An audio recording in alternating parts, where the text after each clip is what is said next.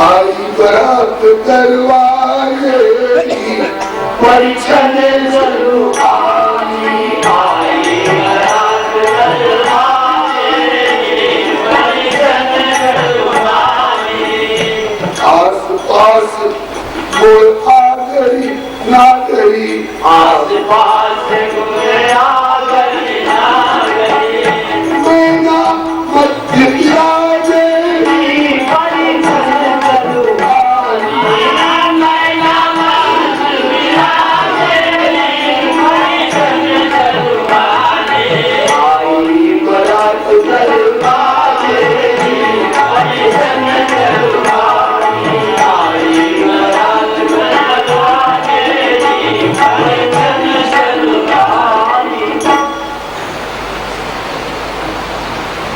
कंचन Thar sober पानी परिछन चली हरे हर्षानी।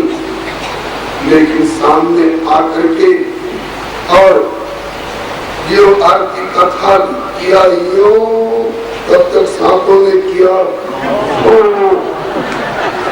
और महाराज विकट वेश उनको एकदम देखा अवलन को भर भर देखा थाल पटक करके और हाथी नाम लेकर के और आरती पूजन करे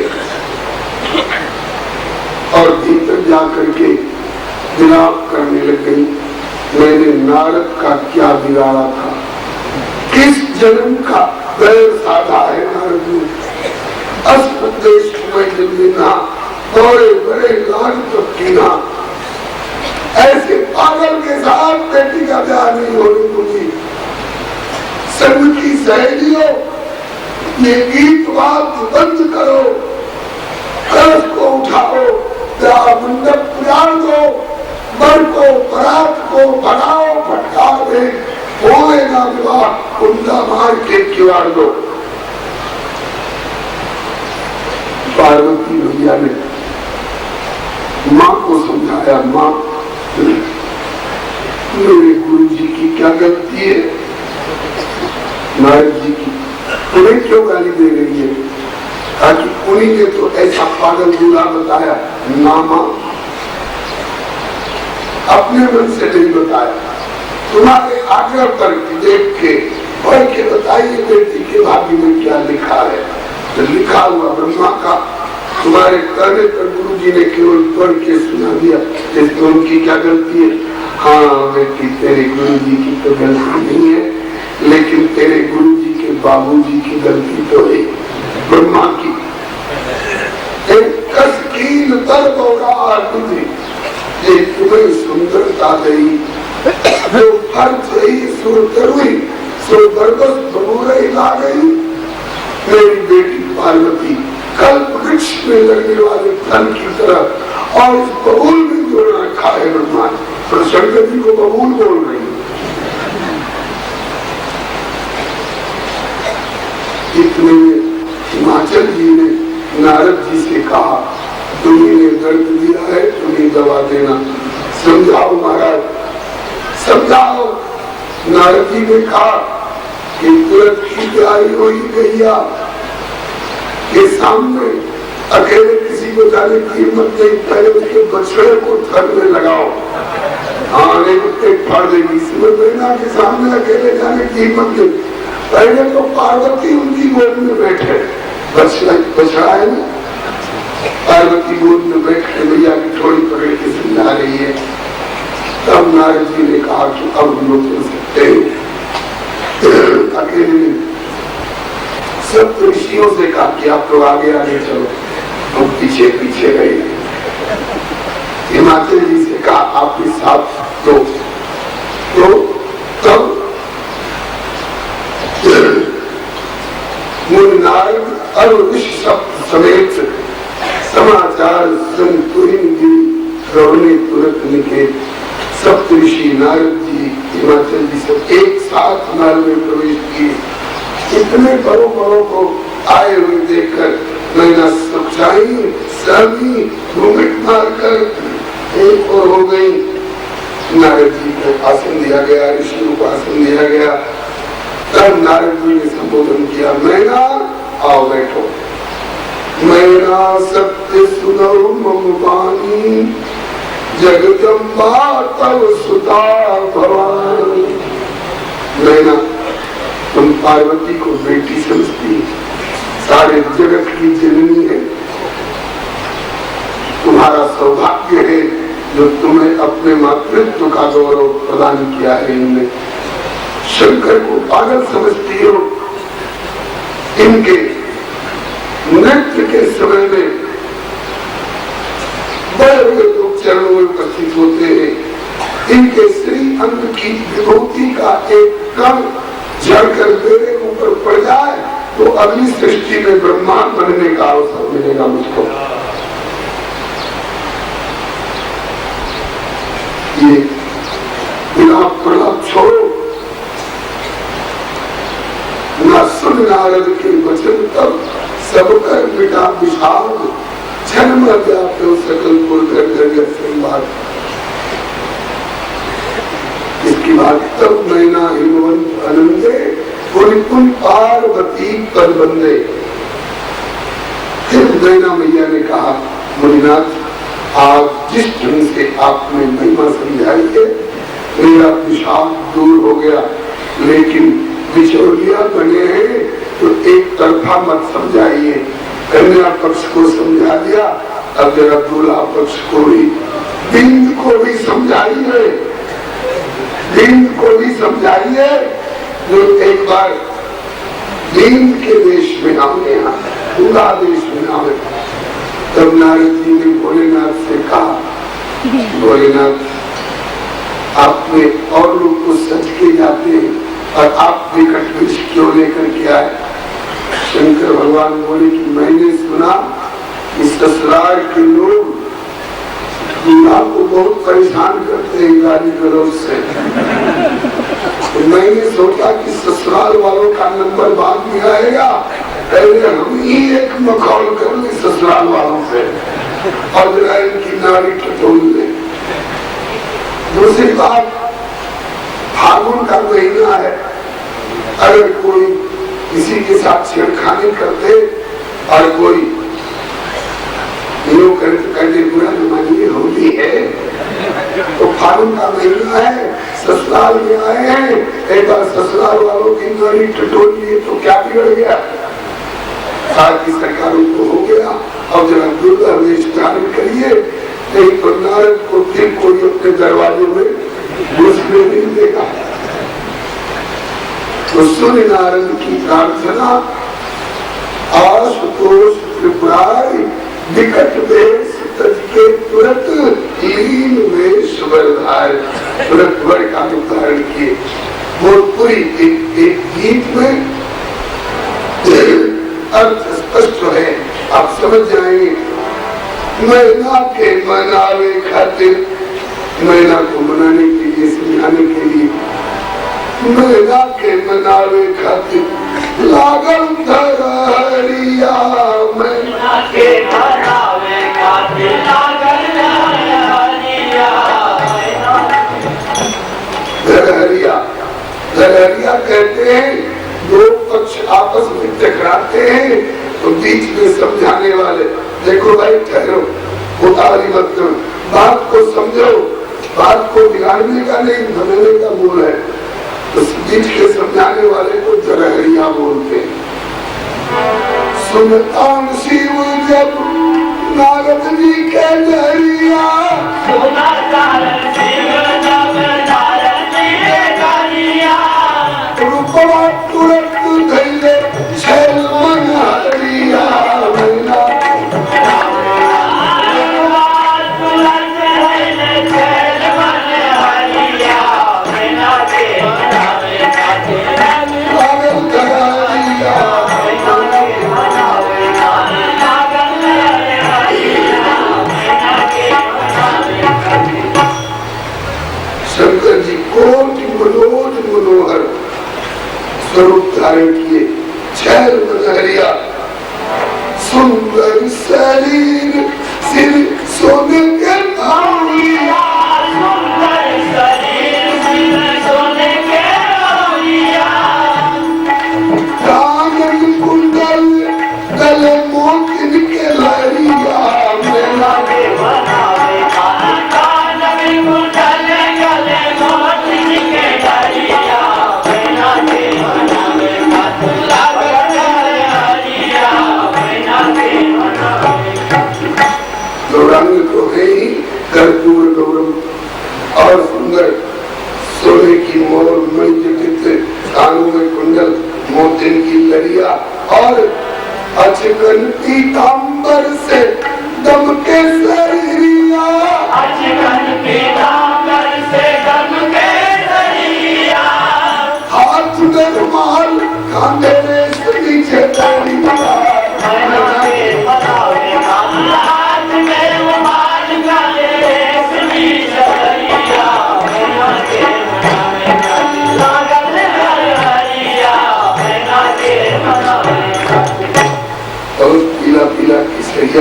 सुंदर और खूब सुंदर काका सोती चादर, इसके दोनों तरफ में झालर लगी है और सुंदर जरीदार किनारी चमक रही है और सुंदर रेशमी रुमाल से भोलेनाथ मुंह ढके हुए मंद मंद मुस्कुरा रहे हैं और पान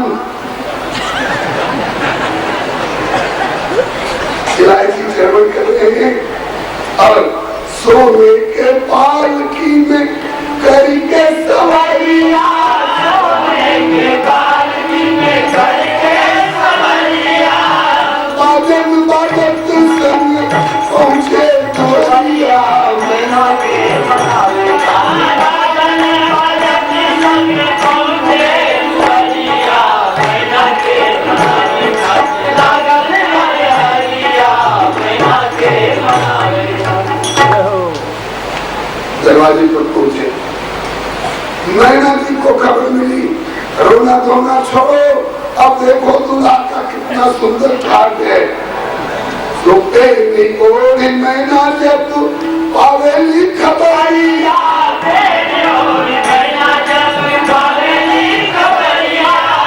परिछन दमाद चली सारी खरिया, मैना के मनावे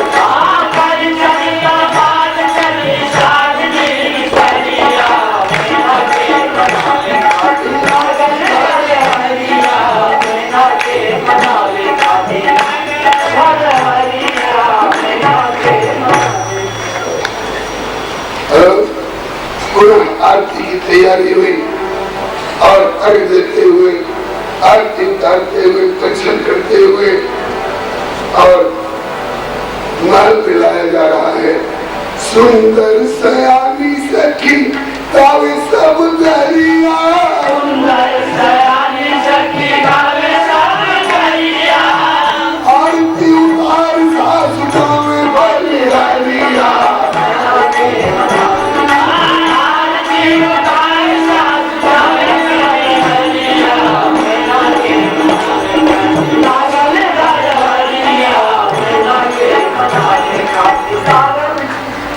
बोलिए शंकर भगवान की जय। आनंद में पहुंचे और उनके लिए बैठने का आसन खाती बड़ी बनाता होगा और इनके लिए सिंहासन अति दिव्य सुहावा वर्णी ले जाए विरंच बनावा, बैठे शिव विवरण सुनाई, हृदय सुंदर निज प्रभु रघुराई। और वो ब्याह के समय में दुल्हन का ध्यान होता होगा और ये ब्याह में भी हृदय सुंदर निज प्रभु रघुराई प्रभु का ध्यान कर रहे हैं।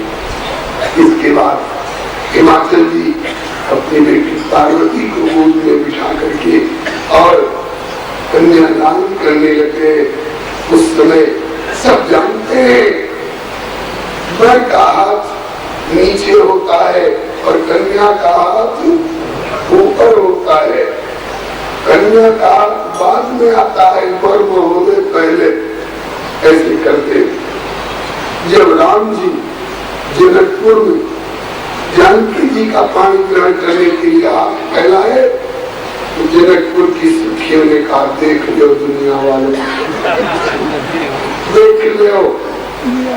अभी तक तो ख्याति थी अजगर करे मिठा करी, पंछी करे न काम, दास मरुखा कर गए कि सबके दादा राम। अब तक राम जी दाता थे और वो सारे विश्व का दाता, जब वो ससुराल में आके मनता दान शिरोमणि जगत के सर्वेश्वर रघुनाथ आज याचक बने विदेवपुर, हसी ही तो बोले हाथ। तो खैर राम जी का तो हाथ ऊपर रहता था, आज नीचे हुआ है तो टोक दिया दाता, आज ममता हो गया। और शंकर जी तो बराबर भीख मांगी बहुत खा, तो बराबर मांगते ही रहे। अब इनको क्या कहा जाए, लेकिन इनके लिए भी एक बड़ी रस की बात कही।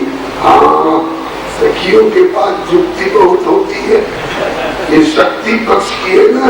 या देवी सर्वभूतेषु मुक्तिरूपेण संस्थिता नमस्तस्यै नमस्तस्यै नमस्तस्यै नमो नमः। एक बड़ी रसमयी बात भोलेनाथ के लिए भी कही, क्या? मांगत मांगत अन्न, हम तक अन्न मांगा करते थे और आज बोले मांगत मांगत अन्न शिव गए मांगी वो सीख, मांगत अब गिरिराज सो अन्नपूर्णा की भी। बोलो अन्नपूर्णा की है, बोलो भिखमंगा बाबा की है। आप आज तक भोलेनाथ अन्न मांगते थे, आज अन्नपूर्णा को मांग रहे।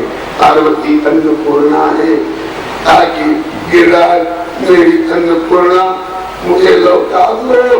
भीख मांगते बहुत दिन बीत गए, तब घर में अन्नपूर्णा आ जाएंगी, तब भीख मांगना नहीं पड़ेगा। शायद स्वामी शंकराचार्य जी कहते हैं, उन्हीं का श्लोक है शायद, चिता भस्म वाले को जरल मसल दिग्पट धरो जटाधारी कंठे भुजगपतिहारी पशुपति कपाली भूतेशो अखिल भजती जगदीश पदवी। क्यों? बोले भवानी त्वत्पाणि ग्रहण परिपाटी फलमिदम्। आइए गोस्वामी जी के शब्दों में हम लोग पाणी ग्रहण का प्रसंग गाले।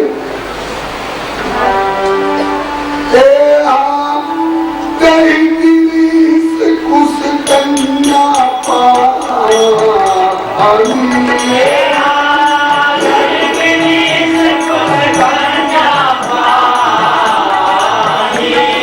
भवई समर्पी जानी भवानी, भवई समर्पी जानी भवानी। पानी के जब की मरे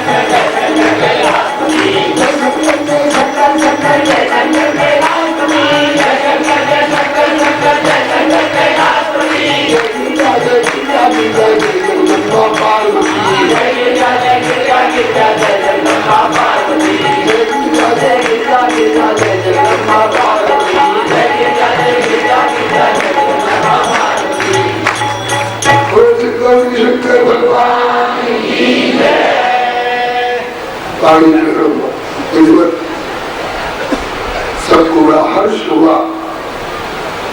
चलो लोग सोचते थे पता नहीं क्या राजी होंगे कि नहीं होंगे, अब सबकी आशा लता फलित हुई। होली भरी मनोरथ मेरी, इसके बाद गठबंधन रहीम जी ने नीति की बात कही है। रहीमन धागा प्रेम को मत तोड़ो चिपकाए, क्योंकि टूटे से फिर ना जुड़े, और जुड़े तो गांठ पड़ जाए। तो गांठ पड़ने से नुकसान क्या?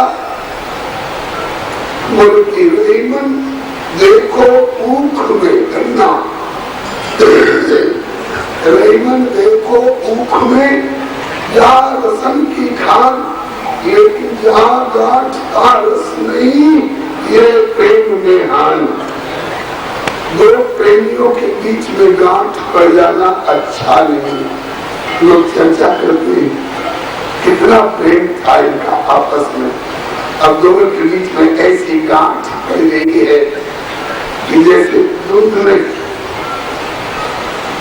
नमक की जली पड़ी जाए, जैसे जीवन भोग में कंकड़ पड़ जाए। ये तो रहा नियम। या गांठ का रस नहीं, ये कर्त सबको, लेकिन अपवाद भी है क्या?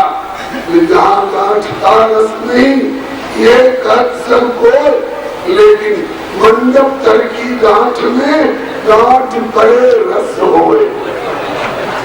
विवाह मंडप में जब बीन और बींदनी में गांठ पड़ती है तो रस भंग नहीं, रस वर्धन होता है।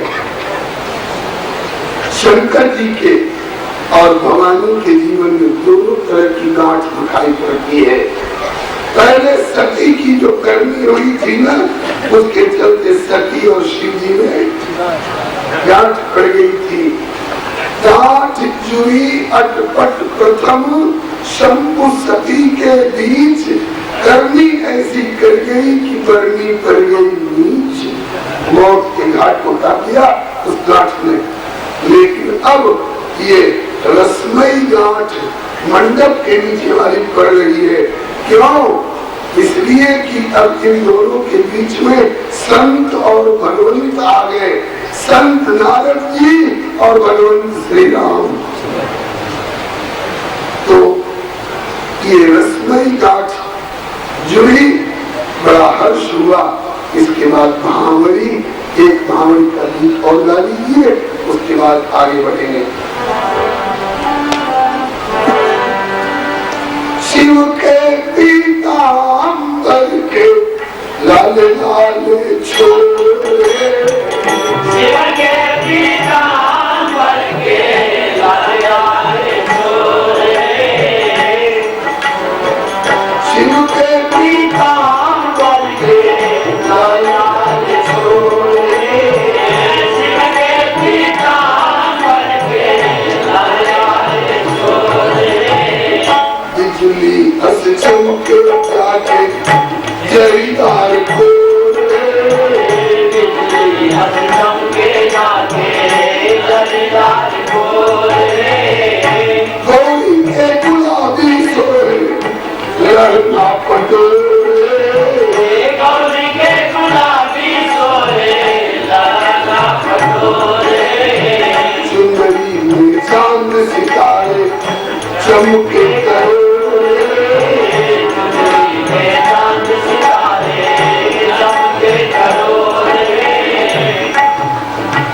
सुंदरी पीतांबर दुपट्टा दोनों के बटोरे, सुंदरी पीतांबर दुपट्टा दोनों के बटोरे, गावत बजावत सखी सब के मीत जोड़े, गावत बजावत सखी सब के मीत जोड़े, आँखी के पुतरिया बेटी रूप के निचोड़े,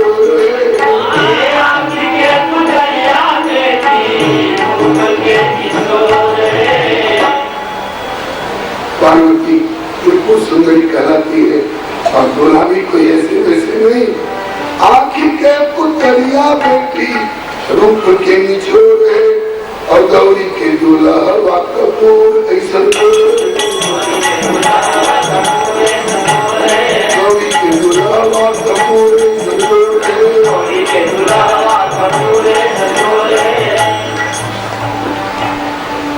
मंडप कर जगमग जगमग पूरन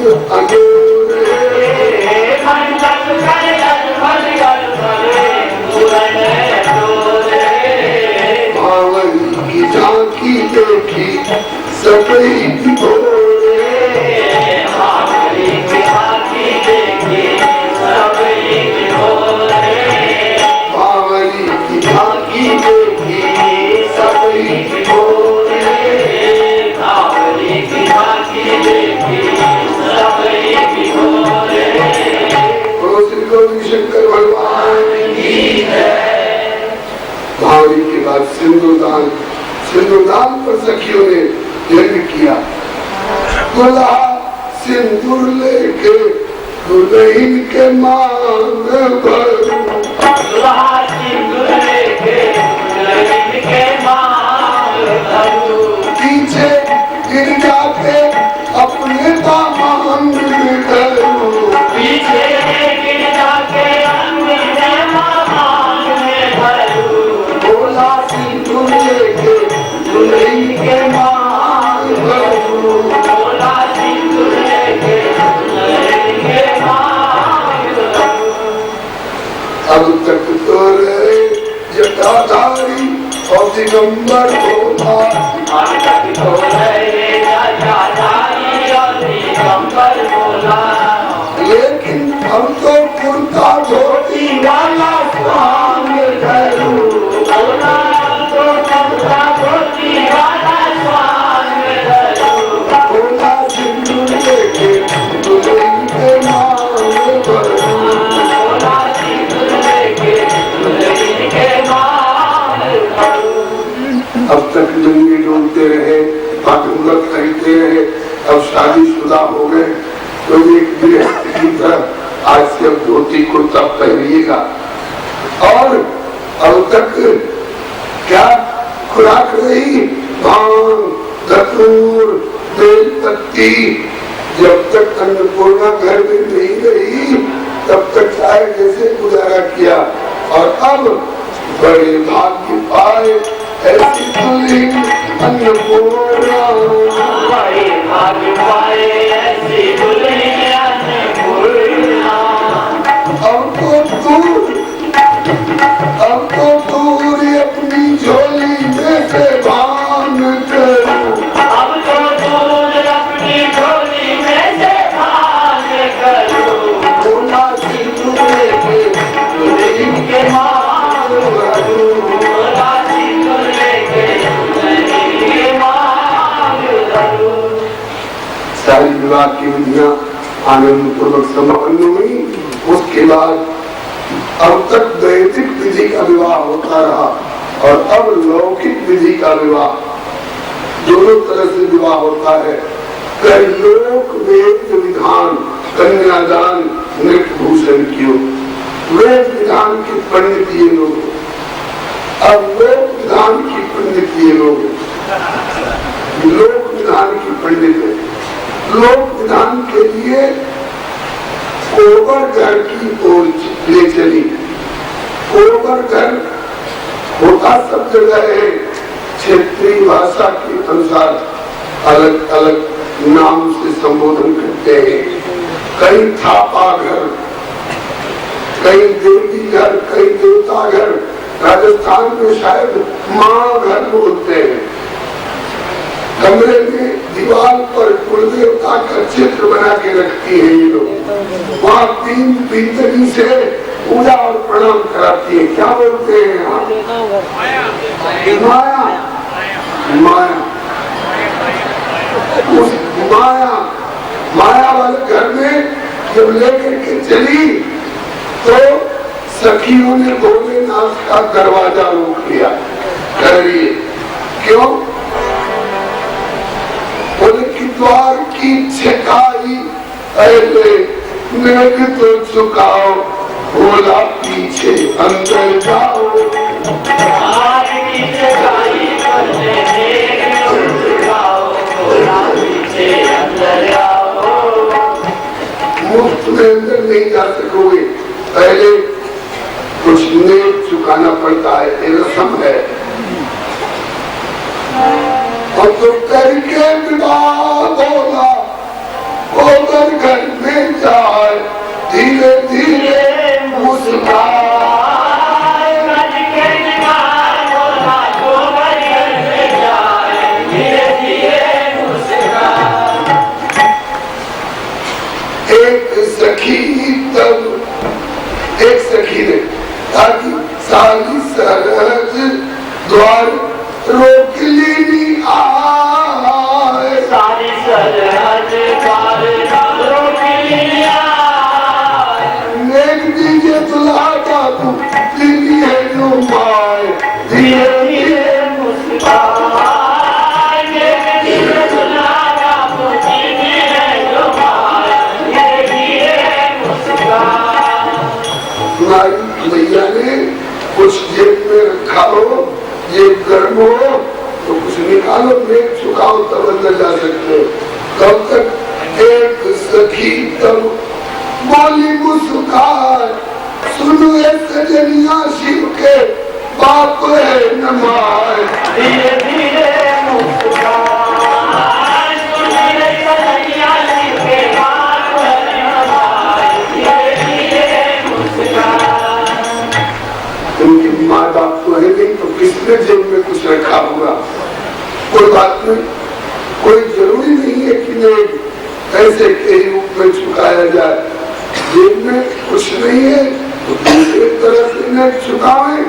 दूसरा क्या तरीका है तो एक बोली सुनो सदाशिव तुला काम उपाय, कोबर घर में जाने नहीं हो यदि लागू गोरी पान, धीरे धीरे मुस्कान, कोबर घर में जाने नहीं हो लागू गोरी पान, धीरे धीरे मुस्कान।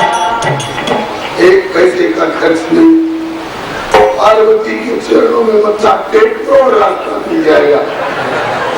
अब भोलेनाथ सोच रहे हैं जहाँ मैंने पार्वती के चरणों में मत्था टेका कि ताली पीट के हंसी उड़ाएंगे, अब नहीं टेकते हैं तो जाने कितने समय तक खड़ा रहना पड़ेगा। अब भोलेनाथ सोच रहे मत्था टेके कि नहीं टेके। इसी बीच में गणों ने सोचा कि मदद करो बाबा की, हाँ हम किस लिए इनके साथ रहते हैं। सखियां यूं रास्ता रोक के खड़ी है, देख दीजिए। और भोलेनाथ यूं मत्था खुजा रहे हैं। तब तक एक बीच नाव एक उठल फुफुआर, एक बीच नाव एक उठल फुफुआर, एक बीच नाव एक उठल फुफुआर, एक बीच नाव एक उठल फुफुआर। नारों ने फुकार मारी, सखी सब भारी बोला गैलनी हाथ तुम्हार, धीरे धीरे मुस्कान, सखी सब भागी बोला गैलनी हाथ तुम्हार, धीरे धीरे मुस्कान, घर के दीवार बोला कोमल घर में जाए, धीरे धीरे मुस्कान, घर के दीवार बोला कोमल घर में जाए, धीरे धीरे सब पूरे फुकार मारी, सखियां भाग गई। भोलेनाथ को दरवाजा मिल गया, भीतर चले गए, लेकिन भीतर जाना ही लक्ष्य नहीं था। वहाँ कुछ के पूजा पाठ कराती है। भोलेनाथ बोले कि जो कुछ कराना हो आगे करा लो, तो सखियां बोली कि अपने थोपों से करा लीजिए। हाँ, जिनके सारे भीतर गए हमारी हिम्मत नहीं मानी। तब भोलेनाथ ने शर्तों को छिपाया, तब भीतर गई और बहुत सारी विधियां कराई।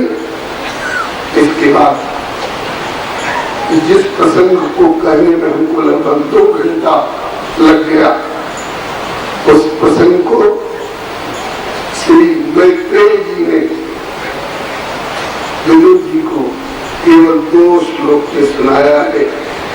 एक तो पूर्व जन्म में शरीर त्याग करके सती पार्वती रूप में प्रकट हुई, एवं दाक्षायणी सती पूर्व कलेवरम यज्ञे क्षेत्रे मैनायाम सुश्रुमा। यहाँ पार्वती का जन्म। दूसरे श्लोक में तमेव दैतम भूय आविन्ते कविका अनंत भावैक गतिम शक्ति सुप्तेव पुरुषम। पुनः तपस्या करके नारद जी के आशीर्वाद से पार्वती जी ने अपने पति शंकर जी को प्राप्त किया। विवाह करा करके शंकर जी कैलाश लौटे, तब जिनमें खट बदन कुमारा, तारक असुर समर जी मारा, खड़मुख जन सकल जग जाना, देखते मैं संक्षेप बखाना। अब तक आप लोग क्या सुन रहे थे? मनु जी की 3 कन्याओं का वंश वर्णन, आकुति, देवहूति और प्रसूति। प्रसूति की 16वीं बेटी सती, वही आखिर पार्वती रूप में अब पर्वतराज हिमाचल की बेटी, नैना की लाडली दुलारी बेटी और शंकर जी की प्राणवल्लभा के रूप में उपस्थित हुई। श्री मैत्रेय जी कहते हैं, एक पर्वत शंभो कर्म छात्र कुटुम्बालुका शिष्यादुक्तवान में व्यस्तते। यह शंकर जी के अद्भुत चरित्र को मैंने भगवान के बड़े प्रिय मित्र उद्धव जी के श्रीमुख से सुना, जो बृहस्पति जी के शिष्य हैं। इस प्रसंग को जो कोई सुनते हैं, गाते हैं, सवेरे सवेरे स्मरण करते हैं, कीर्तन करते हैं, सब प्रकार के पापों से रहित होकर के और भगवान की भक्ति प्राप्त करते हैं। इदं पवित्रं परमेष्टिष्टिकं यशस्यमायुष्यमर्षणं योदाकरण नरोनुकीर्ते गुरुजयं गौरव भक्तिभावता। अब आगे मनु जी के बड़े पुत्र उत्तानपाद और उनके पुत्र ध्रुव जी का पवित्र आख्यान सुनने जा रहे हैं आप। उसके पहले एक छोटा सा वंश और वर्णित है, अधर्म का वंश। धर्म ब्रह्मा जी के वक्षस्थल से प्रकट हुए भगवत स्वरूप में, और अधर्म ब्रह्मा जी की पीठ से पैदा हुआ है। अधर्म की पत्नी का नाम था मृषा देवी। मृषा बड़ी झूठ, अधर्म की पत्नी मृषा झूठ। अधर्म ने अपनी मृषा नाम की पत्नी के गर्भ से एक पुत्र और एक कन्या को उत्पन्न किया। पुत्र का नाम दम्भ और कन्या का नाम माया। इन दोनों ने आपस में ब्याह किया।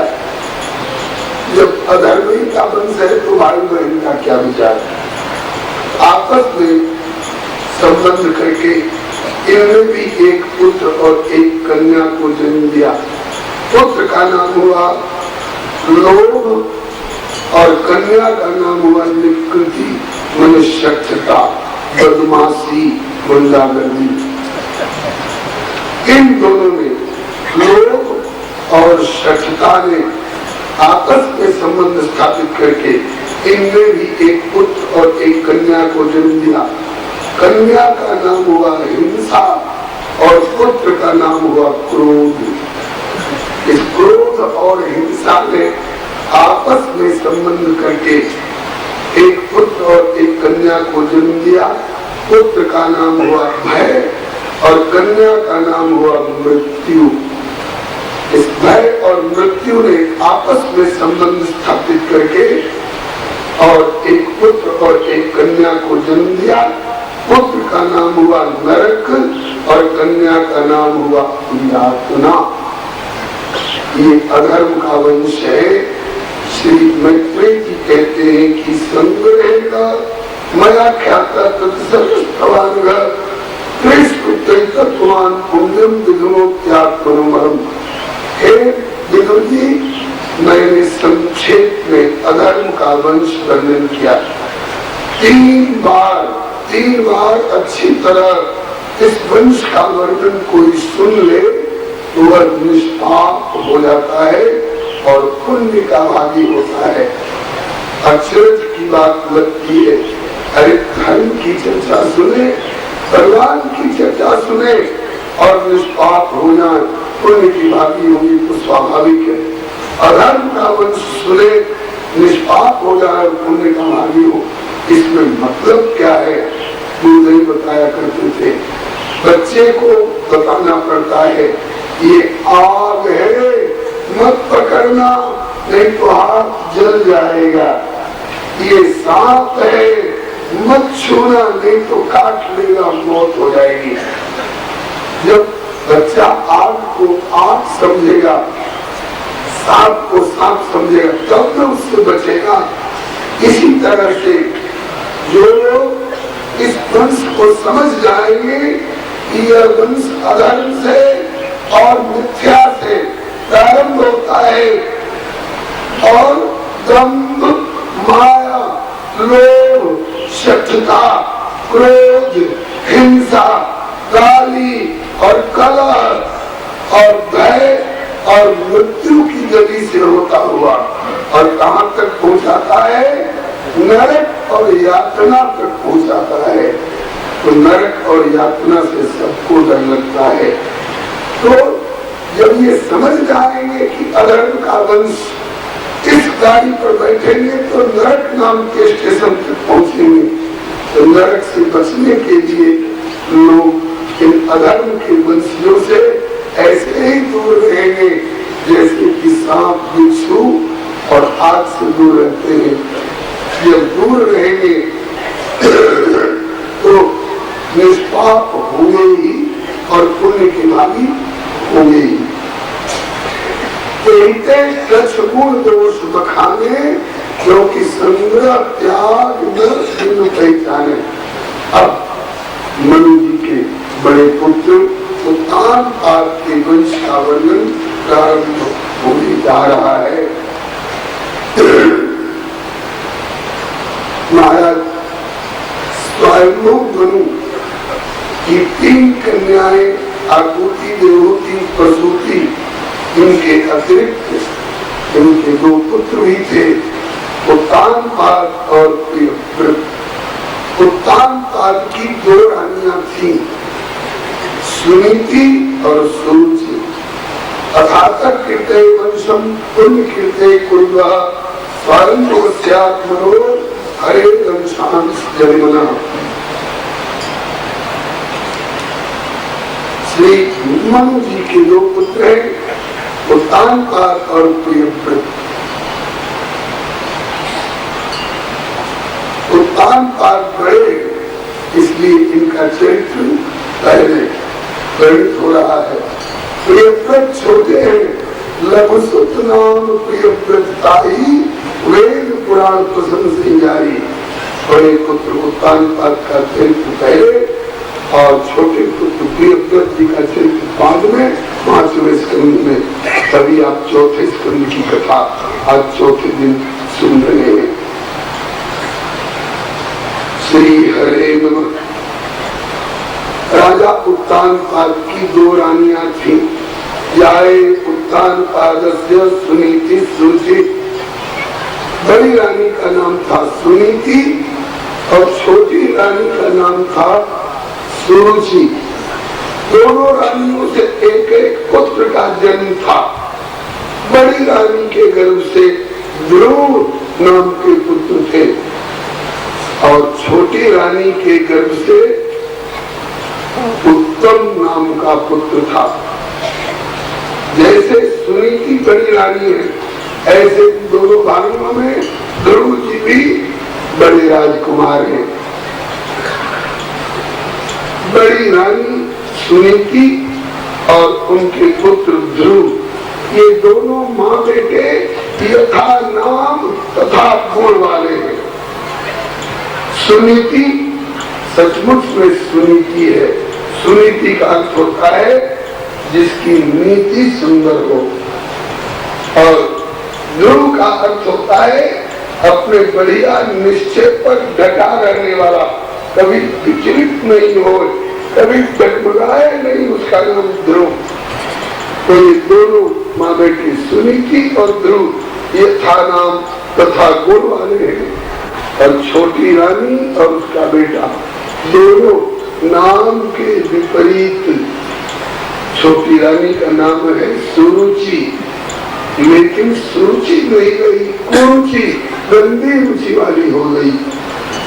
और पुत्र का नाम उत्तम, लेकिन उत्तम की कौन कहे, मध्यम भी नहीं, अधम से भी गया गुजरा हो गया हो।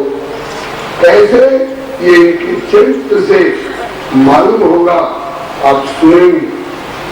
समय का खेल सबके जीवन में आता है। समय पड़े नर क्या करे, समय समय की बात, किसी समय के दिन बढ़े और किसी समय की रात। कोई ऐसा नहीं मिलेगा जो कहे कि हमने केवल दिन ही दिन देखा है, हमने रात नहीं देखी है। ऐसा अगर कोई हो तो हाथ उठाइए, जिसने केवल दिन देखा हो, रात नहीं देखी हो। कोई नहीं मिलेगा। जो संसार में आते हैं उनको दिन और रात दोनों देखने को मिलते हैं। इसी तरह से दिन और रात की तरह आने जाने वाले दुख और सुख सबको देखने पड़ते हैं। संयोग और योग दोनों का अनुभव सबको करना पड़ता है। ये बात क्यों कही जा रही है, इसलिए ये बड़ी रानी सुनीति के ऊपर दिनों का फेर आ गया था। छोटी रानी सुरुचि ने किसी तरह से राजा उत्तानपाद को इतना अपने वश में कर लिया था कि बड़ी रानी को दासी करने में भी शर्माते थे। महाराज उत्तानपाद एक दिन की बात है, एक सोचे पुत्रम अंकमारु किलालयन उत्तमं नारुक्षंतम ध्रुवं राजा नंदत। एक दिन राजा उत्तानपाद अपनी छोटी रानी सुरुचि के महल में बैठे थे। बगल में छोटी रानी सुरुचि बैठी थी और पिता की गोदी में छोटी रानी का पुत्र उत्तम बैठा हुआ था। उसी समय घूमते फिरते 5 वर्ष की अवस्था वाले ध्रुव जी पहुंच गए। देखा कि पिताजी बैठे, छोटी माँ बगल में बैठी है और मेरा छोटा भाई उत्तम पिता की गोदी में बैठा है। आरती माँ के बैठने पर गोदी के 2 भाग हो जाते हैं, एक बाईं ओर की एक दाहिनी ओर की।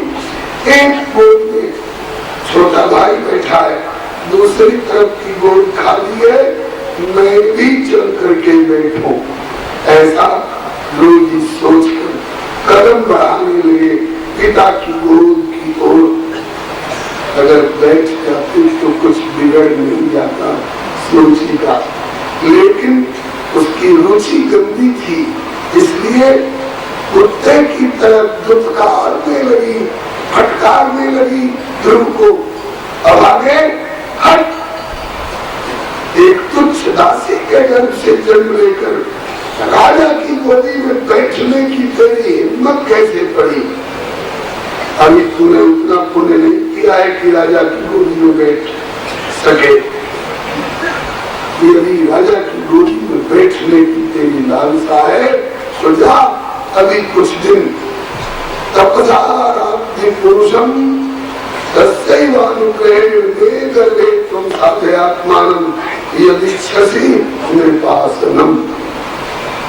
जा, अभी कुछ दिन तपस्या के द्वारा परम पुरुष परमात्मा की आराधना कर और उस आराधना रूपी साधना के फलस्वरूप मेरी कोख से पैदा हो, तब राजा की गोदी में बैठने का हक होगा।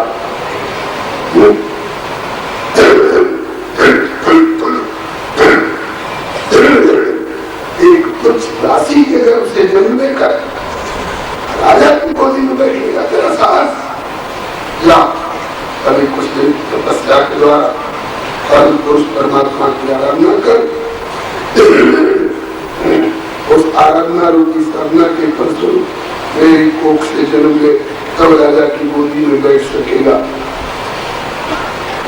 ध्रुव उसने सोचा कि छोटी माँ रोक रही है तो क्या, शायद पिताजी उठाकर गोदी में ले ले।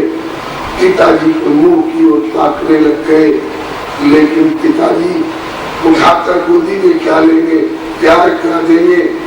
धीमी बिल्ली की तरह नीचे ताकते डर के मारे बेटे की ओर आंख उठाकर देखा तक नहीं। इससे और ज्यादा ठेस लगी ध्रुव के हृदय पर।